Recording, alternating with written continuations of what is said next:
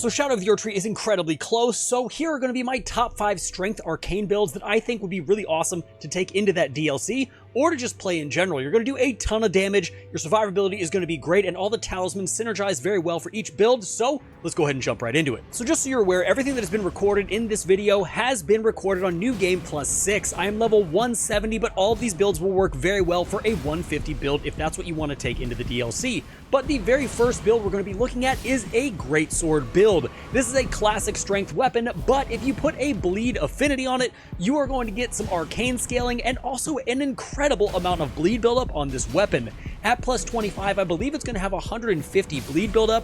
I have my weapon at plus 24, and I believe it has 147.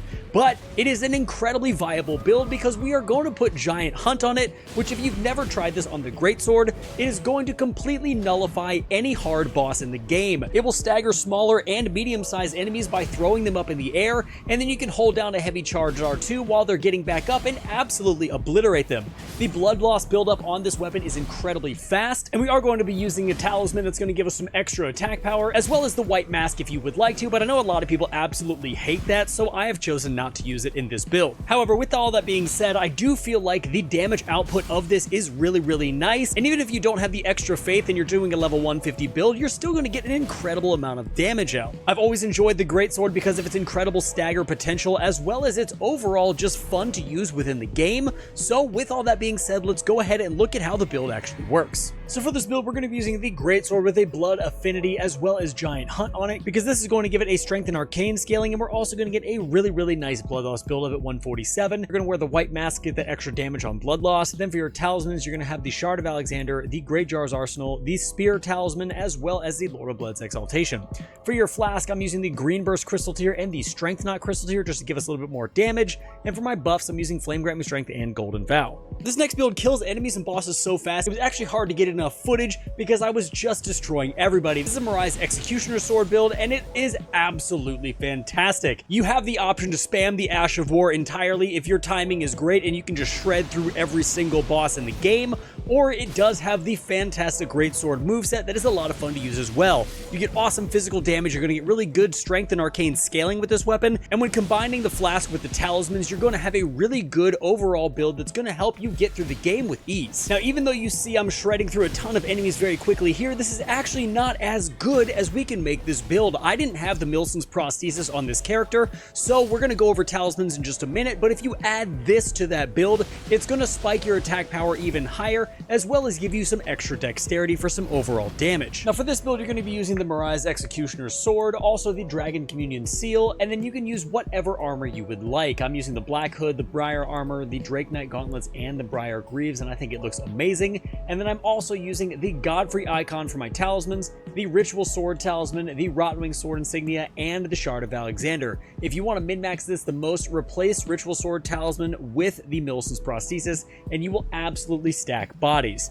Going to our flask, we're using the Thorny Crack tier as well as the Magic Shrouding Crack tier because this sword also does magic damage. And for our buffs, we are using Flame Grant Me Strength and Golden Vow. Next up, you can't have a Strength Arcane build without mentioning the Mohgwyn Sacred Spear. This weapon is potentially the best weapon in the entire game, and its Ash of War is so overpowered, staggering enemies as well as doing massive damage. You're definitely going to want to check this one out because it's going to completely make this game a joke. I am actually really curious to see how this weapon performs in the Shadow of the Erdtree DLC, because if it maintains the amount of damage that it can do and can get stacked with some potential really awesome talismans that we're going to be getting in Shadow of the Erdtree, then this weapon is going to be absolutely unstoppable. Now, Mohgwyn Sacred Spear is a weapon you're going to get after you defeat Mohg from his remembrance, and it's not going to be happening for you until about halfway through the game, but after you attain it, you're going to absolutely wreck. Now, you can be tempted just to spam the Ash of War through this entire game with this weapon, and that is definitely a viable option. However, you also are going to get some decent physical damage with this weapon if you choose to use it in that manner. I personally just love spamming the Ash of War because it's easy, but if you want that Great Spear moveset, this one definitely is going to have you covered. Now for this build, we're going to be using the Mohgwyn Sacred Spear as well as the Dragon Communion Seal. Then for your mask, you can use the white mask. Everything else, you can use whatever you would like to. For your talismans, you'll use the Shard of Alexander,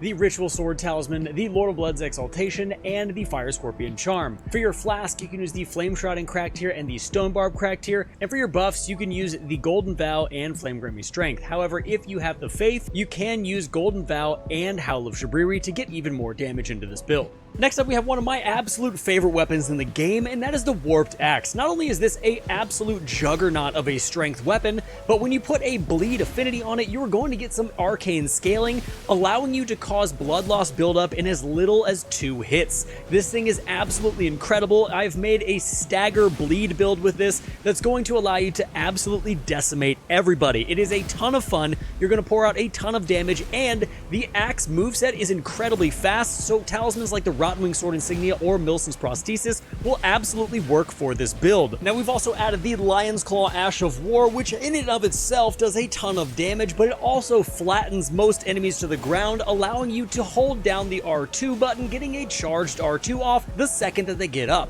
Typically, this will cause immediate bleed, or it will cause a stance break, allowing this build to be incredibly overpowered and for you to control most boss fights that you're in. I think the only major drawback of this weapon so far that I've experienced is the fact that its range is just a little bit shorter than I would like. With most other one-handed weapons, your range is short, but this just seems overall to miss some swings that I really feel like it needs to hit. But with that being said, this is definitely a massively viable build that is a ton of fun to play, and if you wanted to use the Cragblade Ash of War instead of the Lion's Claw Ash of War, you're going to be breaking stances left and right. So for this build, you're going to be using the Warped Axe with the Lion's Claw Ash of War on it, as well as a Bleed Affinity, because that'll give you that arcane scaling and give you 125 blood loss buildup. For your armor, you're going to wear the White Mask and then whatever armor you want. For my talismans, I'm using the Shard of Alexander, the Rottenwing Sword Insignia, the Axe Talisman, as well as the Lord of Blood's Exaltation.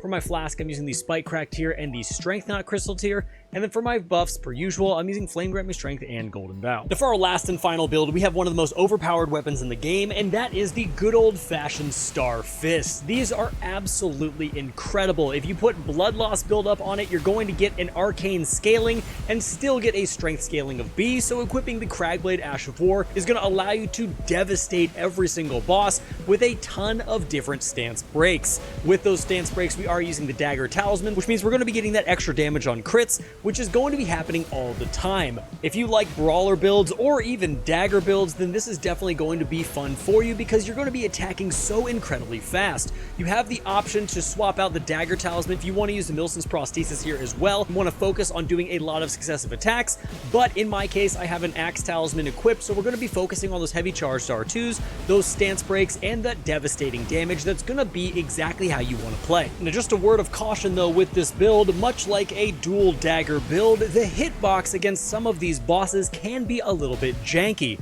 You could be standing right next to the boss, swinging and completely missing for no reason at all, and then adjust a millimeter to the right or left and be right back in the hitbox. So just be cognizant of that as you're going through the lands between fighting these bosses. That is something to look out for. So for this build, you're going to want to use the Star Fist with the Cragblade Ash of War. You're also going to be using the Dragon Communion Seal. For your armor, you can use the White Mask and then whatever armor gets you over that 51 poise mark. For your talismans, you want to use the Dagger Talisman, the Rottenwing Sword Insignia, the Lord of Blood's Exaltation, as well as the Axe Talisman. And then for your flask, you want to use the Spike Crack tier as well as the Stone Barb Crack tier to make sure those heavy charged R2s are hitting just right and those stance breaks come incredibly easy. For your buffs, you also want to use Flame Grant Me Strength and Golden Vow, but if you do have a higher level build, you can get rid of Flame Grant Me Strength and replace that with Howl of Shabriri, and those will stack just fine. So guys, there you have it. That is the top 5 best, in my opinion, Strength Arcane builds, and I think you're going to have a ton of fun with them, whether you take them into the DLC or just play with them in normal game. But I'm super excited to get into it. I hope you guys enjoyed the video. Make sure to like and comment down below. I appreciate you guys a ton, and until next time, stay safe, enjoy the game, and I'll see you in the next one.